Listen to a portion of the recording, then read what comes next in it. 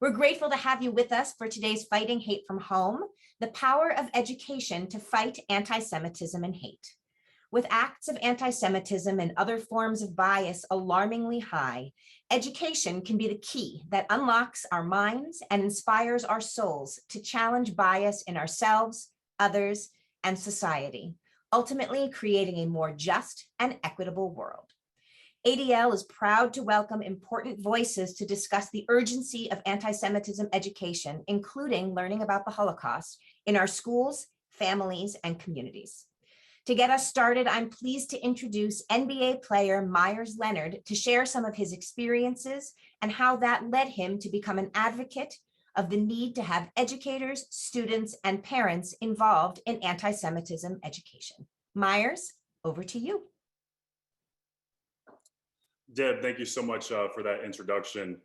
And hello to everybody who is currently on this call. First and foremost, I would just like to thank the ADL for this incredible opportunity, and also thank all of the participants on the panel today.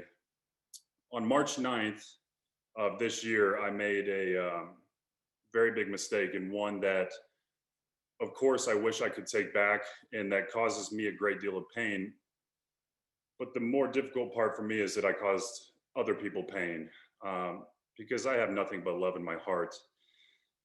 It has admittedly been an incredibly difficult process to understand how this came out of my mouth, and quite frankly, it was ignorance. And it has, again, been very difficult for me to deal with, but I'd like to jump into some of the things that I've been up to over the last few months. I'm guessing that maybe some people, as our world is very driven by the media, maybe wonder what I have been up to, and they have every right to wonder that. But I'm excited to share this information with you, because it has not only filled my heart with joy to be immersed into the Jewish community, but I've also seen the smiles on kids' faces and have developed many, many powerful relationships across the Jewish community. So the incident happened on a Tuesday, and my world came crashing down. On Wednesday, I was admittedly scrambling and trying to understand what to do and who to speak to and how to show the world my heart without seeming like a fraud. Because again, I do know that I only have love in my heart, and that I've been placed on this earth to leave a greater impact, both through my platform as a basketball player and just as a human being. And so Wednesday, I was put in contact through a mutual friend with a man named Rabbi Penny, who is down in the Miami area. And Thursday, we met face to face at 9 a.m. And that was one of the most difficult talks I've ever had in my life, but one of the most important. I cried and cried and cried, and of course, asked for forgiveness and grace. And one of the things I'd like to say before I continue into the other stories and events that I've been a part of is that I am so incredibly thankful, truly from the bottom of my heart, the love and compassion, grace, forgiveness that I've been shown from the Jewish community. You know, I deserved to be punished, and I made a big mistake. But all I can hope for and pray for is for people to be willing to listen, spend time with me, and clearly show them the man that I am.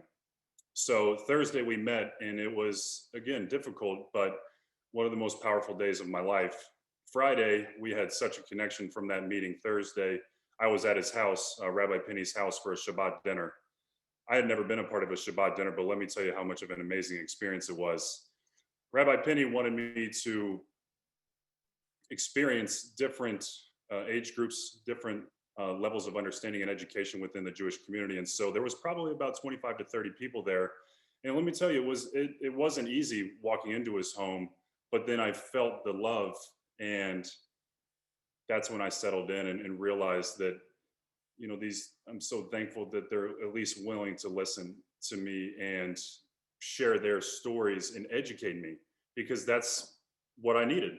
And so the kids, you know, I've always wanted to be Superman to these kids and have basketball camps and do cool things and sign autographs and take pictures.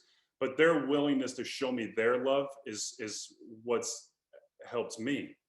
I'd also like to mention Rabbi Goldberg, also in the Miami area. We did a basketball camp together. It was a one-day event. It was just so incredible to hear from the crowd and listen to what they had to say. And again, to experience the love, because, even prior to the basketball camp, Rabbi Goldberg and I had sat down for a few different lunches. And I asked him for advice after obviously garnering a ton of education and information. I said, hey, this has been amazing. Would you please give me some advice? And he said, Meyers, forgive yourself. And that has been very hard for me. And I'm continually asking for forgiveness. And again, just to show people my heart. Another amazing event that we had going on was a Passover food drive. That was also with Rabbi Penny. That was my first time experiencing meeting a survivor. And I had nothing but tears in my eyes, but joy in my heart from their willingness to share with me. Again, another very powerful experience in understanding what truly has happened throughout our history to the Jewish community and the culture. And it's hard for me to know that, while I know that it was an ignorant mistake, that I ever caused pain, because my follow-up here is going to the Holocaust Memorial in South Beach, Miami, was a very, very emotional day. I sat down with my wife and we watched an educational video, and just seeing and understanding some of the pain and suffering and just horrific things that have happened was hard for me to see. But it's important. And that's why I know, through garnering all of this information and education, that I can become and will be an advocate and a solution to some of these problems that are very clear and evident in our world today. I do believe that I can do that with my voice, and I will do that with my platform.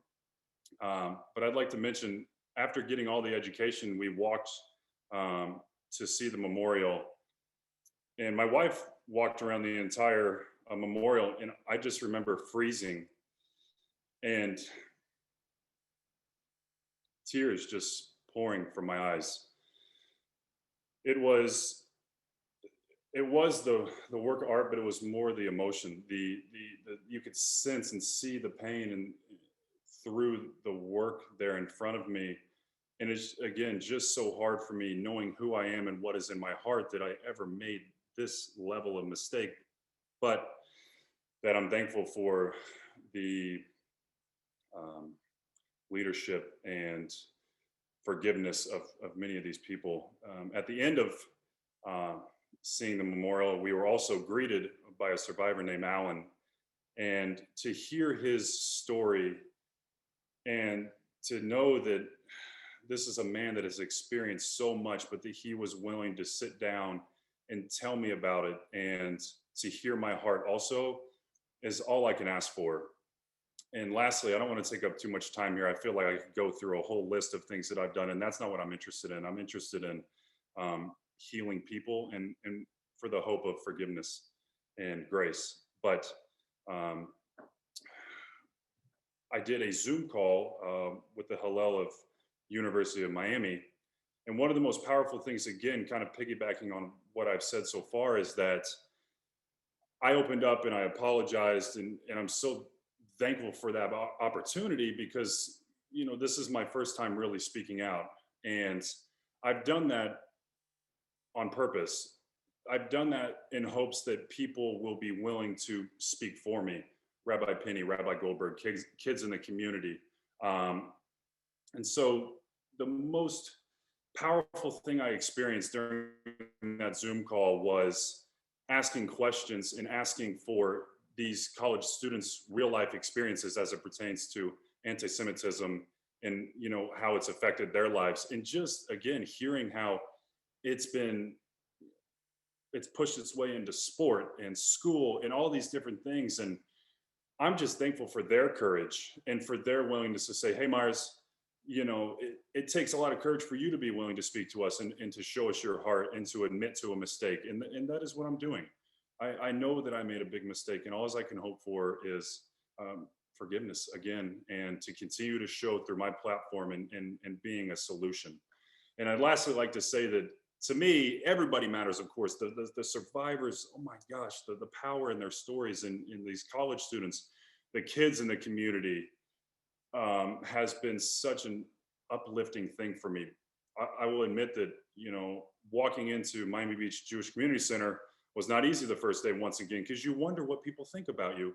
But I think very quickly, people are willing to hear me, see my passion, see the energy, see the love, that I am here only to impact other people with love. And, you know, the very first time speaking to them, I was crying, and it was hard. But over a week's time of being there, oh shoot, I must have been there 10 to 2 every day. And it was just such an amazing camp to see the kids not only progressing as basketball players, but they're coming up and asking me questions about life, and we're doing raffles, and the smiles on their faces is what I've always craved from an impact level anyways. But to know that I made a mistake, but they're willing to still see me, even beyond the NBA player. I'm, again, interested in impact as a human being and leaving a legacy. And again, lastly, being a solution to these issues. And so I don't want to ramble any further. That's pretty typical of me during you know, a Zoom call or any type of speaking engagement. I do sincerely appreciate the ADL, everybody else on this call, anybody who's listening. And I hope to meet all of you one day and show you the man that I am. And once again, from the bottom of my heart, I'm sorry for the pain that I caused. You know, I own my mistake, and I will continue to be better because of it. Deb, I'll let you take it. Thank you so much for the opportunity to speak. This has been incredible so far. Well, thank you, Meyers. Thank you for your words, and thank you for your accountability and for the work you are doing. It's important work.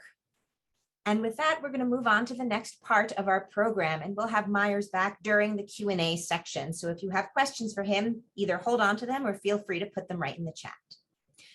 For our panel today, ADL's Project Director for Echoes and Reflections, Melissa Mott, will be in conversation with Alicia Clark and Jessica Koyner. A little bit more about our speakers. Alicia Clark is a two-time WNBA champion, two-time WNBA All-Defensive Team selection with the Seattle Storm, and has won league championships in Israel, Poland, and France. She was also a member of the Israeli women's national team from 2015 to 2017. She is a fierce advocate for education in the fight against anti-Semitism, as well as getting out the vote and Seattle Children's Hospital. Jessica Koyner is a rising senior at Weston High School in Connecticut. In 2018, she reached out to ADL after she received death threats for being Jewish and had to change schools. She has since become an ADL teen trainer, has participated in the Edward Brodsky Fellowship, and been a panelist on conferences teaching teenagers about anti-Semitism and leadership. And frankly, when I met her, my comment to her was she was who we all hoped we would be when we grew up.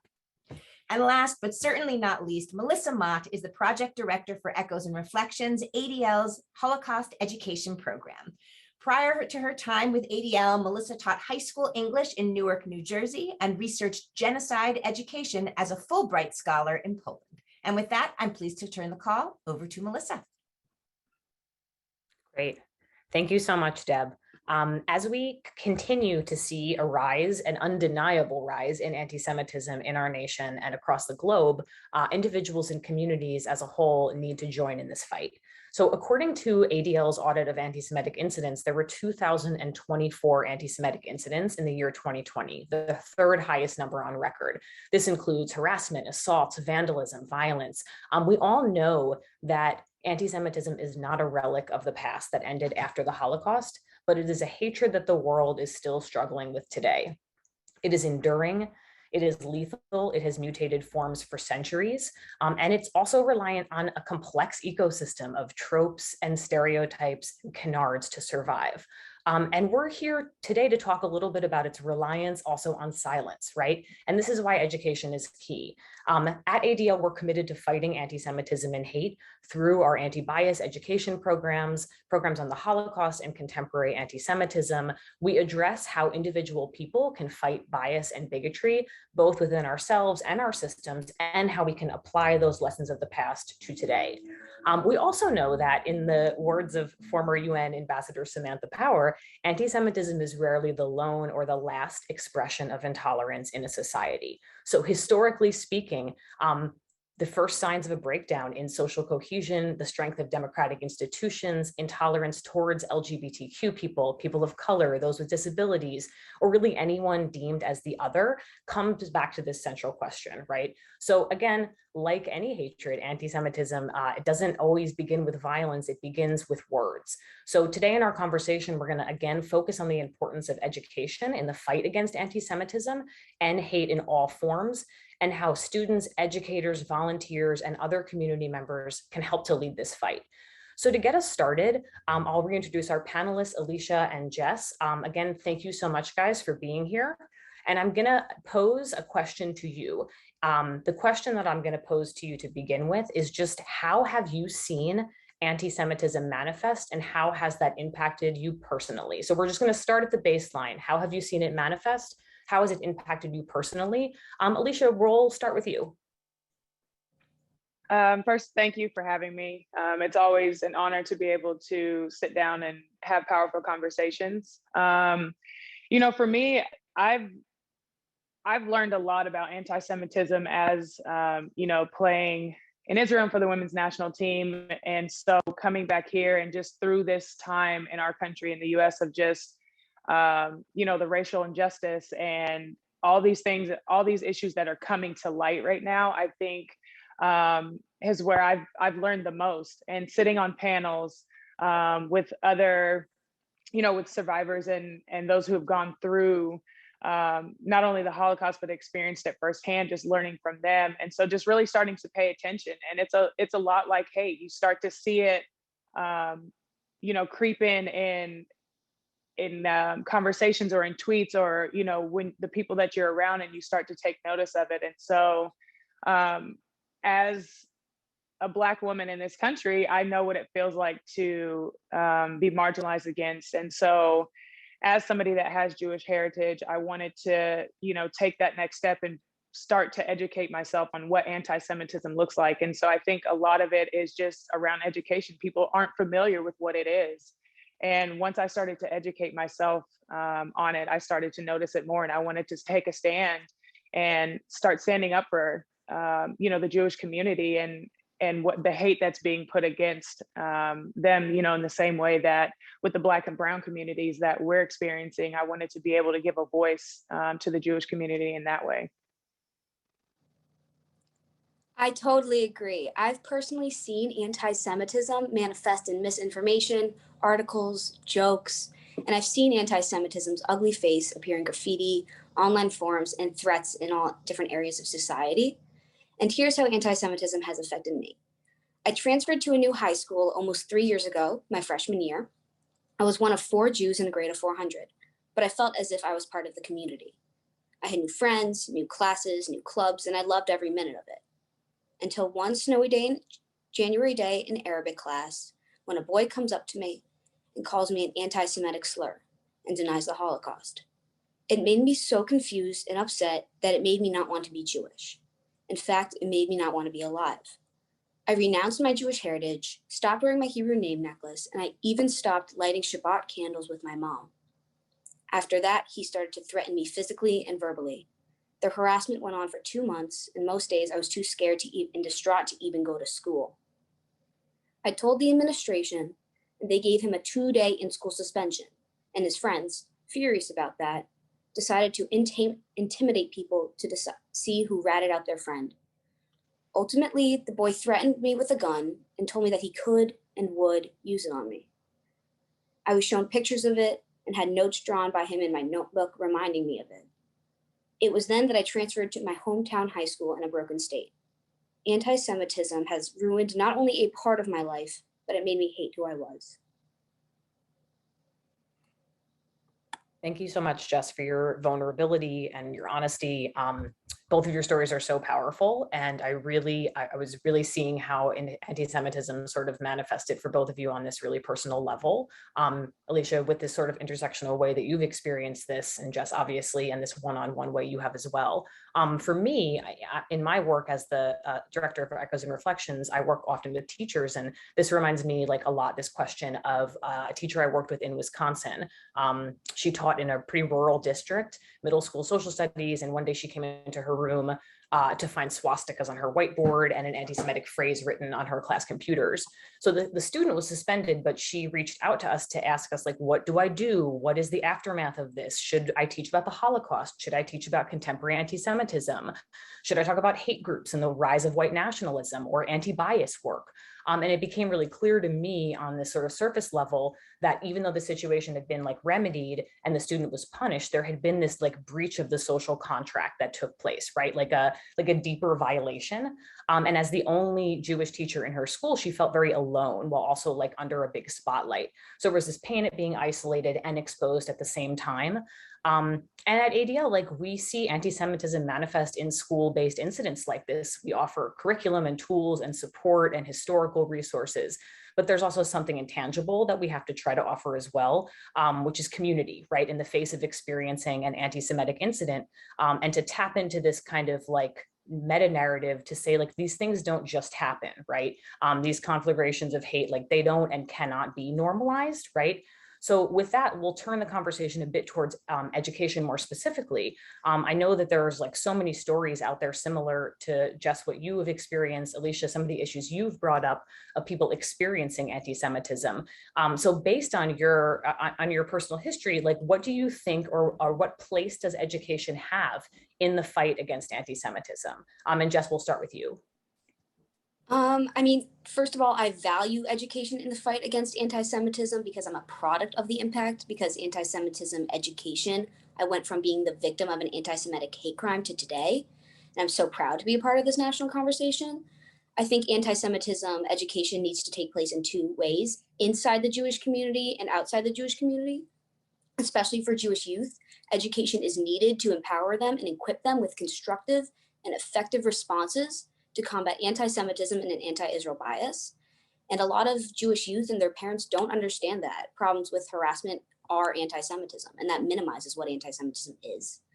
And during our worst action seminars, which is something the Connecticut ADL does, some Jewish people, adults and young people, dismiss anti-Semitic comments, actions, or graffiti as no big deal or just jokes. And as a teen trainer, I often have conversations with kids aged 10 through 14 about anti-Semitism. Kids have come up to me and say, a kid made fun of my nose, a boy called my mom a dirty Jew. And it breaks my heart because kids as young as fourth grade need tools to fight anti-Semitism. And so we need anti-Semitism education so there is no anti-Semitism, if that makes sense. And that does sound really hopeful. Okay, hope is a good thing. Alicia, we'll go to you next.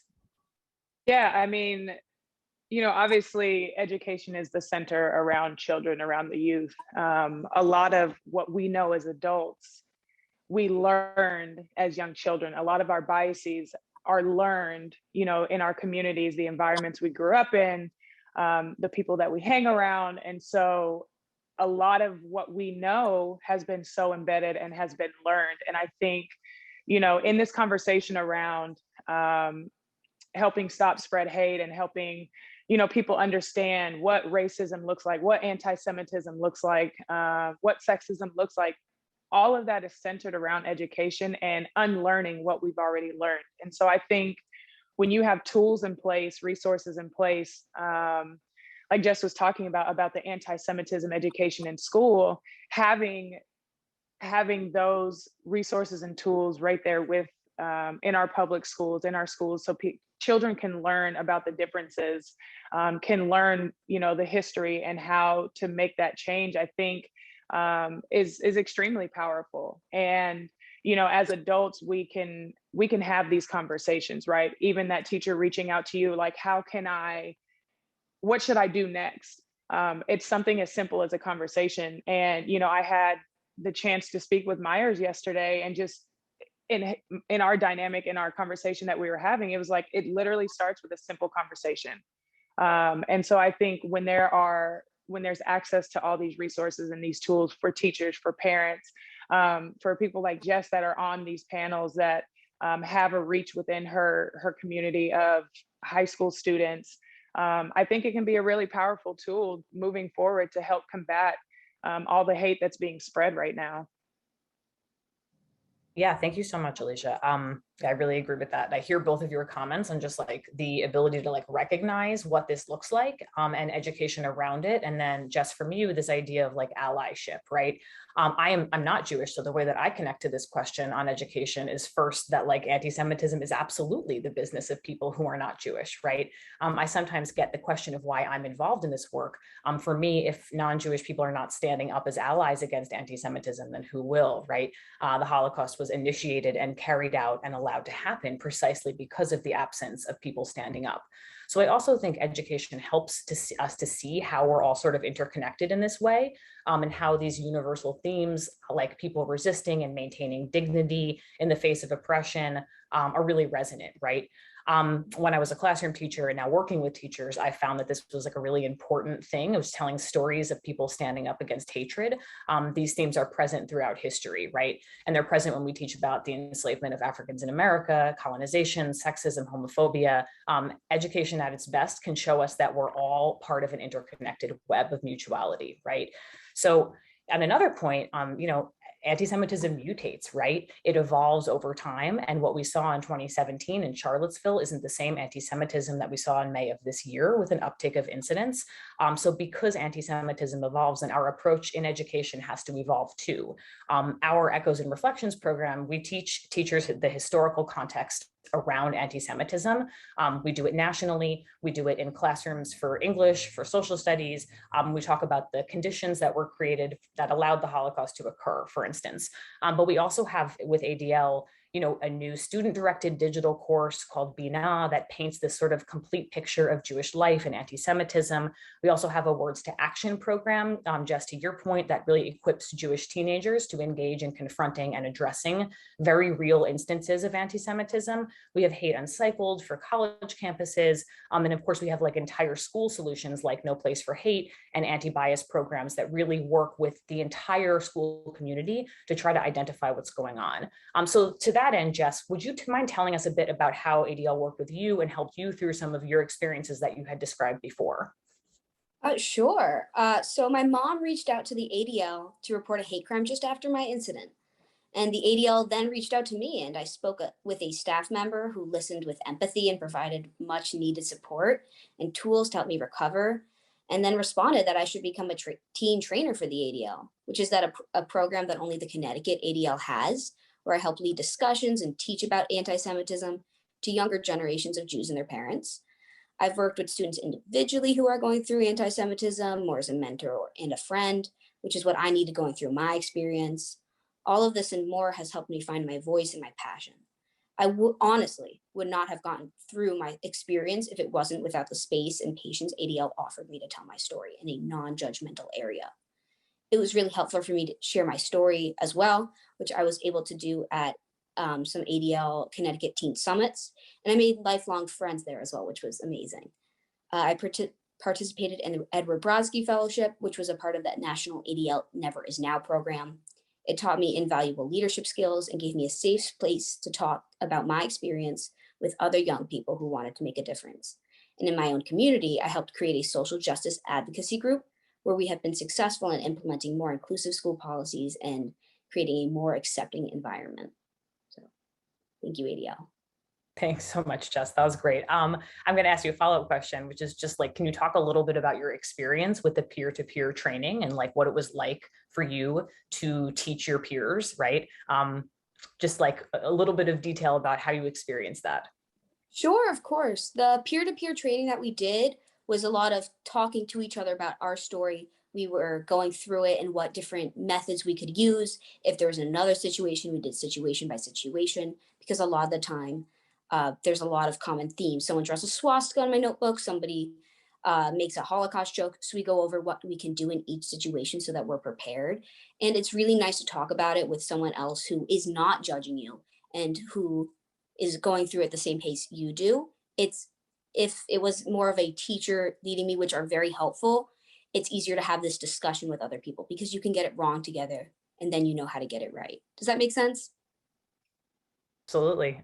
Absolutely makes sense. Was this your first experience as an activist, would you say? I'd say, yeah, this kind of opened me up to the world of activism. Cool. Thank you. Alicia, you've also been a vocal activist against anti-Semitism. Can you tell us a little bit about like your recent projects or anything that you connect to in particular that Jess was speaking about? Yeah, first, I think it's really awesome, Jess, that you have kind of taken that calling to be able to have an influence with your peers and your classmates. I know, personally speaking, when you have somebody that can relate on a personal level and go through that together, that's really powerful. So I think, you know, for you getting into activism as young as you are, I think that's really awesome. So, you know, I can't wait to continue to see like what you do in the future, because I know you'll be very great at whatever it is that you choose to continue to do. And this is just like based off our first meeting, but I can tell your passion behind it. So I think that's awesome. Yeah. Yeah, for me, you know, it's my first part of my activism, if you will, in anti-Semitism against it is just educating myself. I want to make sure that whatever I do, that I'm well equipped to be able to have the knowledge to speak on it, to be able to really make an impact. And so I think for me right now, my focus is just using my platform and educating myself and sharing what I'm learning along the way with others, because, you know, there are a lot of people out here that don't understand what it is, or maybe have heard it or seen it and not recognize it as anti-Semitism. And so I feel like that's my purpose now, is to be able to reach those people in that space. And so I obviously want to continue. I have a personal connection to the Jewish community, so I want to continue not only using my voice, but hopefully in the future be able to do some different, I don't know whether it's, you know, different panels or conversations or whatever it looks like in the future. I want to be able to step into that space as educated and as ready as I can. So yeah, right now my focus is just the education piece of it, and hopefully, you know, continuing to use my platform as a player to reach as many people as I can on this topic. Thanks, Alicia. Yeah, absolutely. Thank you. And I guess I want to follow up with one quick question, which is just like, you know, you spoke a little bit earlier about your identity as a Jewish woman of color. What do you like, what is your experience, and what do you wish people who are, I guess, aspiring allies better understood? I think the first place to start, honestly, is just to have empathy, have an open mind to listen to those that are walking through these daily struggles, these daily struggles of what it means to be outside of the norm of society, and really understand your place and your privilege to be able to stand up and use your voice as an ally in that way. And I think once that starts to happen, where, you know, people understand that like your voice matters, it doesn't matter how small your community is or how, you know, small your group may be, or how small you feel like, oh, my following's not 1 million people, so nobody's going to listen to what I'm saying. Your voice has power and your voice matters. And, you know, to be able to reach 5 people within your circle and change the narrative of conversations, to change the narrative and help unlearn some biases, I think is where it should start. And, you know, I mean, the topic of this is stopping hate from home, because that is where it starts. Everything is learned. And so I think once you understand, you know, just the privilege that you're able to walk in and figure out how you can use that to help somebody else, I think is where the real change begins. Great. Thank you so much. Jess, anything to add to that before we move on to the next question? No, I think Alicia has also done a great job of promoting issues on her social media. I follow you on absolutely everything, and you expose me to so, and you've reached at least me. So Oh, Good. No, I love that conversation about reach, right? And like reconceptualizing what it means to like be an ally and have this broader reach based on like the new platforms digitally that are available to us. We do a lot of education online now, right? Regardless of the last several years. So I'll transition to our last question, which is a little bit hopeful, right? To your point, Jess, before about just like having hope for the future. What is both of your hope and visions for the future for a world that's like totally free of anti-Semitism and hate? Just like dreaming big. Yeah, what is your hope for the future? Jess, we'll start with you. Oh, wow. That's a really good question. I guess learn from people who are different than us and be proud of who we are. We have to learn to understand and respect others rather than fear differences and commonalities. And of course, this is easier said than done, but we can still find ways to invite ourselves to conversations with those who are different, be a little uncomfortable, and love ourselves a little more in all aspects of our identity. Alicia? Yeah, that's great. For me, like dreaming big, I just think like it would be lovely to be in a world where people embrace differences versus trying to figure out what is different between so many people. I think having more empathy towards others that are different and celebrating those differences. Because at the end of the day, we as human beings on this earth have a lot more in common than we do differences. And I think it would be a beautiful place to live and be if everyone just celebrated the differences in everyone else. I appreciate the optimism from both of you guys.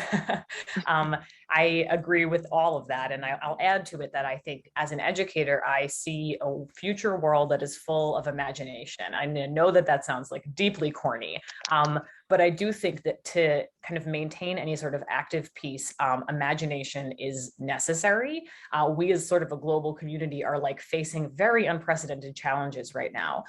With anti-Semitism rising, we also have, Alicia, to your point, like a racial reckoning in our nation. We have a global pandemic. We have the ongoing threat of climate change. And when I list them all like that, it sounds very depressing, right? But scholars of like peace building and conflict resolution call this idea the moral imagination, right? And for me, this means really pushing students like you, Jess, to harness the power of their own moral imaginations so that we can sort of push our world towards more creative solutions to issues like anti-Semitism. And maybe that world doesn't exist yet, right? And those solutions don't either, but empowering young people with the tools that they will need to help find this common humanity really feels like the future. And this is what we try to do in many of our programs, is just give the historical background, give the empowerment, give students what they need in order to move forward. And so with that, I'll wrap up the panelist portion, and Deb, we'll transition back to you for some questions and hopefully some answers. I definitely hope some answers. It would be quite a questionable end to the webinar if we didn't have any. But I want to thank all of you for a wonderful panel. And Alicia and Jessica, thank you both for your leadership in this area. It's really quite something to see. And Melissa, if you think that this is going to be the last time I have you on a Fighting Hate from Home, you are sorely mistaken. So thank you for your moderation. It was fantastic. Meyers, why don't you join us and turn your camera on as well? Thank you. So we've gotten a ton of questions in the chat, and I just want to acknowledge also the incredible positive feedback we've had for each of our speakers, and thank folks for that, because we don't always get to see that. So thank you. I'm going to try and group some of these questions together. There's a lot of big themes that are coming out, and so we're going to focus on those. So first and foremost, people are looking for things that they can do that are actionable. So Meyers, I'm going to start with you. You really, took it upon yourself to do something. So how would you answer the question of what's one thing that someone can do right now to fight against anti-Semitism and hate in their school or their community? What would you say? Awesome. Yeah. First of all, Jessica and Alicia, thank you guys so much for sharing. Admittedly, like you guys were talking about, I know I'm going a little off track here, but education is so important. I quickly need to mention, there's a documentary called Paperclips. If you guys haven't seen it, you should see it. A very good friend of mine, Matthew Hiltzig, Michael Goldberg, mentioned it to me. It kind of explains really what maybe I just lived in, like this kind of happy-go-lucky world, blue-collar people, but not a lot of diversity. And so now I'll jump into answering the question. Sorry, I just wanted to thank them for what they had said. You know, I think that most importantly, it's getting in front of people and having the courage to do that. Educating yourself, you know, it's like I was living almost with horse blinders on. That doesn't mean that I hated people or didn't want to learn about them. I just had a different upbringing. Like Alicia was mentioning, you know, we all start to learn things as kids. And again, I'd like to reiterate, this is, I don't come from a hateful place. I come from a very loving place, but I just was ignorant. And that's the truth of it. And so just getting in front of people, whether that's, Jessica, your story is so powerful. Like, thank you for having the courage to say something, because me taking this in means something to me, but everybody else who's listening, whoever else sees this on YouTube will be empowered by your story, and they'll probably have the courage. But one other thing I want to mention is from both of the rabbis I'm very close with, have talked to plenty of them. They said, Meyers, you understand, like, this didn't happen to you. Let me tell you something. In the moment, it's incredibly hard, the types of things that are being said to me, and I can accept my mistake. But he said, Meyers, we need people who aren't in the Jewish community to stand up and speak against these things. And so that's why I believe that I've had such a unique experience with this, experiencing that love and forgiveness, but most importantly, the solution. I needed to hear and understand, but now it's my job with a pretty significant platform to say, like, hey, this is the mistake that I made, but let's all be better. And I'm going to continue to be better. How can I take conversations, say, even back home where I'm at now? I'm not, you know, I'm back home where I grew up, and people ask me, you know, what happened or what has come of it? You know, you haven't said anything on social media. That was all for a reason. I needed to show very clearly that I'm not writing a check or going out and doing some forward-facing video shoot that Meyers Leonard's some hero. No, I wanted to impact the kids. I wanted to sit in front of these powerful individuals and learn and hear, unfortunately, the pain and suffering, because that's what hits your heart. That's when you know, I'm getting goosebumps talking about this. Okay, I made a mistake, but I can be better, and I can help others be better through my mistake. And that's the most, I guess, powerful thing for me. And so hopefully I did a pretty good job answering that, but that's what I would say, is just getting in front of people, learning, educating, and then being willing to share that, because it's very important. Because again, hate, anti-Semitism, etc., is very real in our world today. And as Alicia mentioned, we'd have a much more beautiful world if we understood each other a little better. Thank you for that, Meyers. So Alicia, I'm going to turn to you. One thing that someone can do right now to fight anti-Semitism and hate in their school or community. I think something it may seem very small to someone, or they may think it doesn't make a big difference, is just say something. If you hear somebody say something that's not okay, say something on it. And I think because a lot of times those little jokes or those little disses are just kind of swept under the rug and nobody says anything, and then it just continues, and it gets to a point where it's like, oh, that must be okay to say, and so then it becomes okay to say. And so I think something as small as just saying something and speaking up against it, and just being like, hey, that's not okay to say, that's not cool, that's not funny, and letting somebody know that. It may seem insignificant, but it actually will make the biggest difference, because now that person has to stop and think and be like, oh, well, what did I say? Like, and it will make them start to think and understand the power of their words. Thank you for that. Jessica, what would you say to that? One thing that folks can do. I agree with everything that Alicia said. I also think that besides saying something, you should be unapologetically yourself and vulnerable about the situation. And to Alicia's point earlier about using your platform, make sure everybody knows, make it a big deal, because chances are it really is. You don't want this snowballing into something really bad. If this one person thinks it's okay to say something like that, then chances are they're going to say it again, and they're going to keep hurting more people. So stop it before it gets to a point where you can't control that. Thank you. Thank all of you.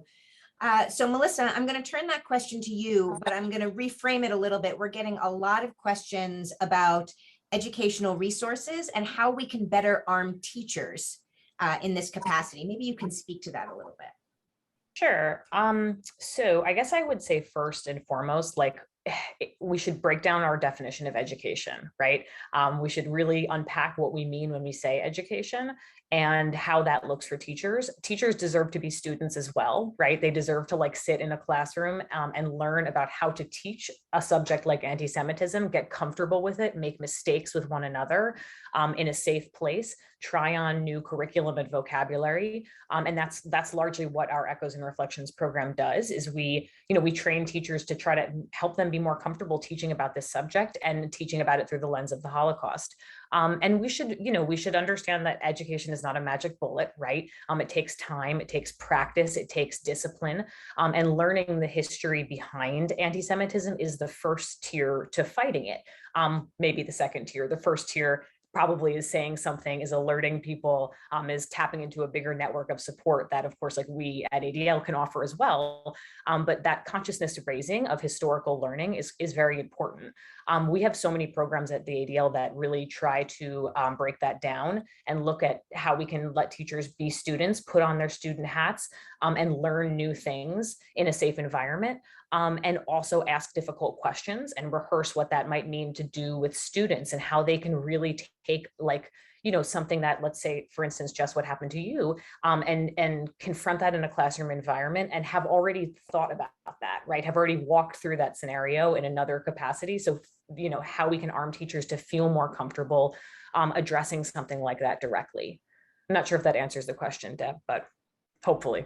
I think it absolutely does, but I'm going to push you on one more thing. Sure. Which is, where can folks find some of these tools and resources to access this education, to reach out to you? There's been a lot of questions along those lines. Sure. I mean, I would start, you can always reach out with me. I'll put my email in the chat afterwards. And I would say also a good place to start is just the ADL education homepage. So you can see all of our resources just laid out in a very clear-cut way, what audience they apply for and the route to sort of get them and bring them into your school.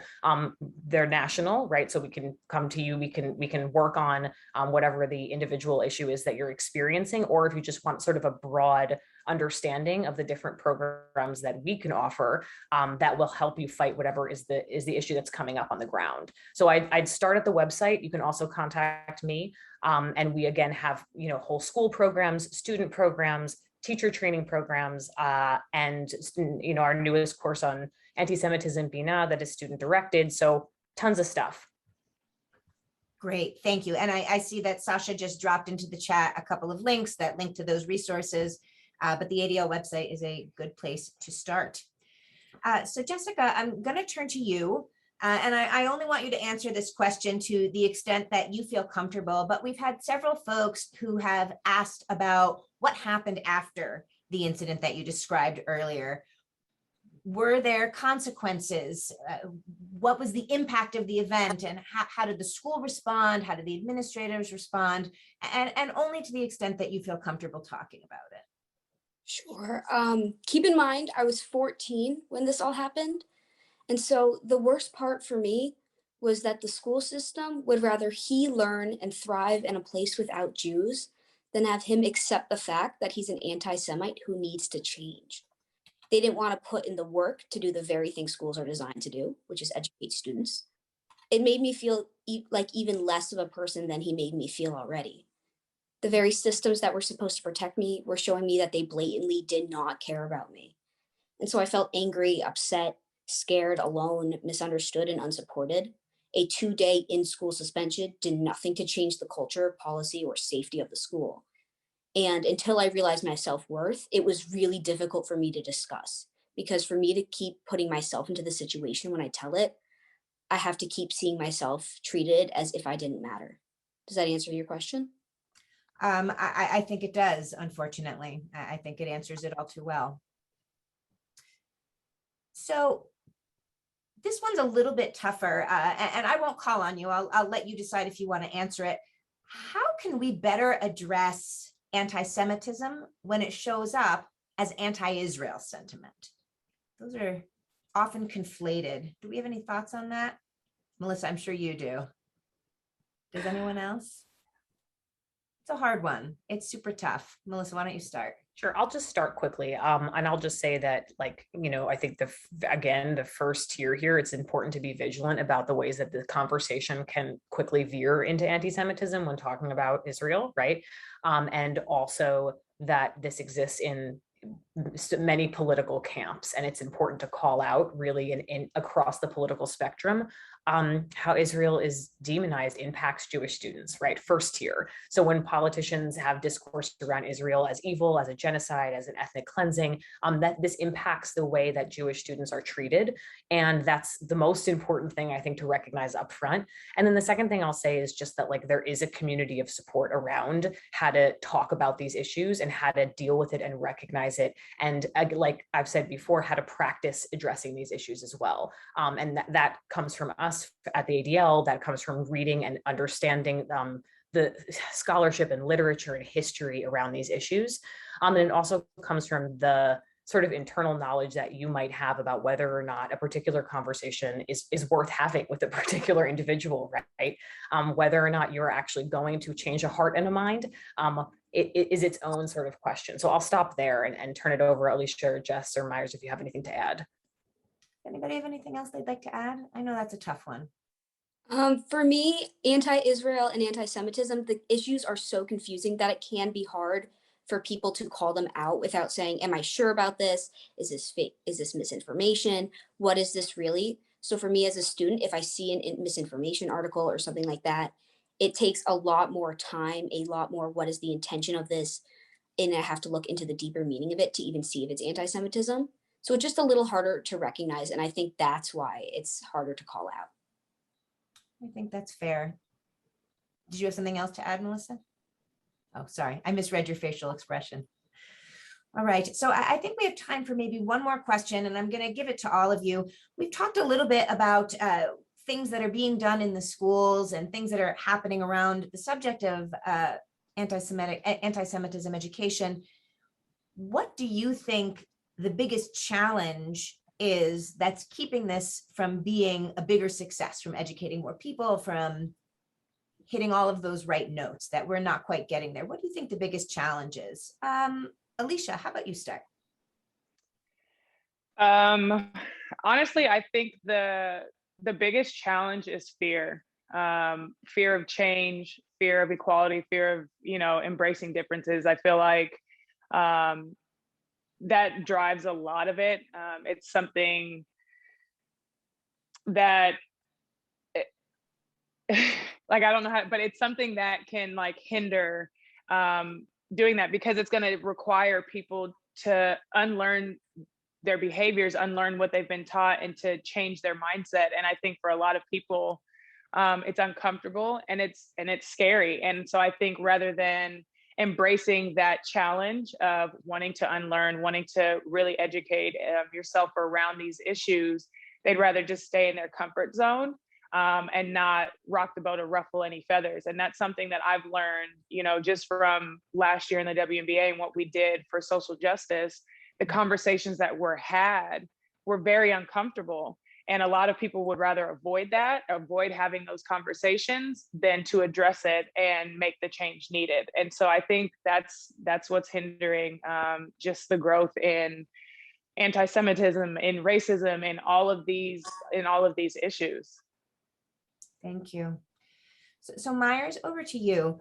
What do you think the biggest challenge is? And you certainly come at this from a different angle than I think a lot of folks. And you can go ahead. There you go. Honestly, I kind of am going to have to piggyback on what Alicia is saying. It's definitely, there's a fear component. There's an ignorance component from wanting to get outside of the comfort zone, exactly what she's saying. And, unfortunately, actually, I heard a quote once, and it's something to the tune of, the greatest source of your pain can be the greatest source of your joy, something like that. What that means to me is, wow, I made a huge mistake, but this is not the human being I am. It makes me just so emotional to think about it.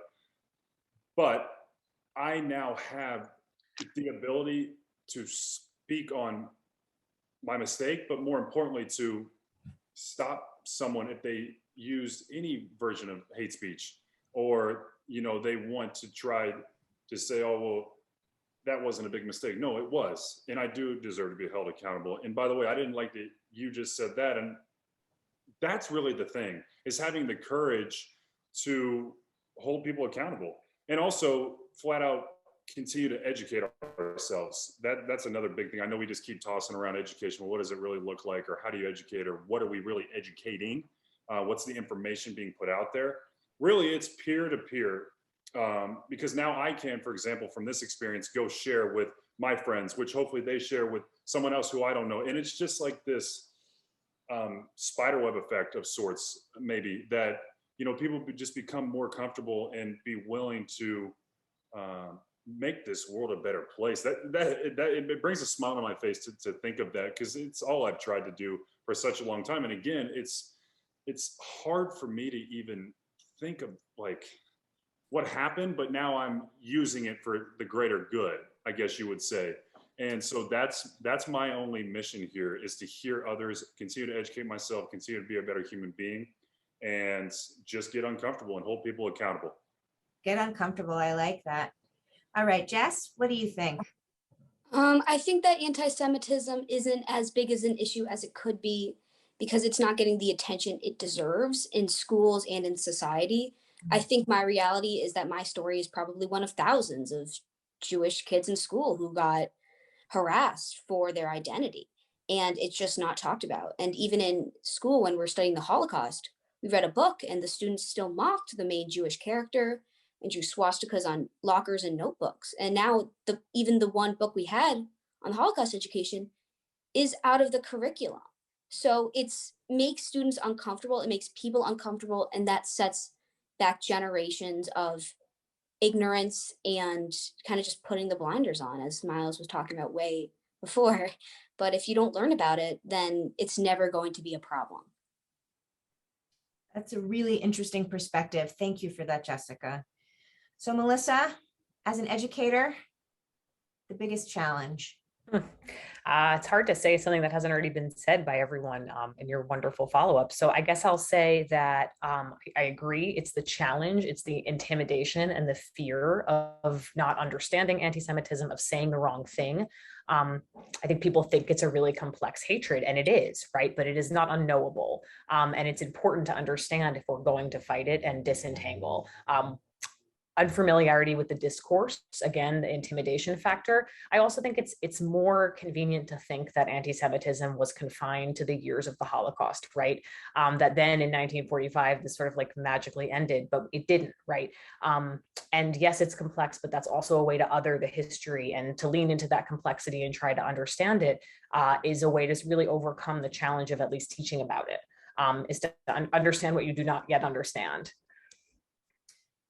Thank you for that. And I have to say that brings us to the end of our panel, but what an extraordinary panel this was. And I want to thank each of you for your vulnerability, for your honesty, and for your expertise. This was really quite something. Thank you for sharing with us.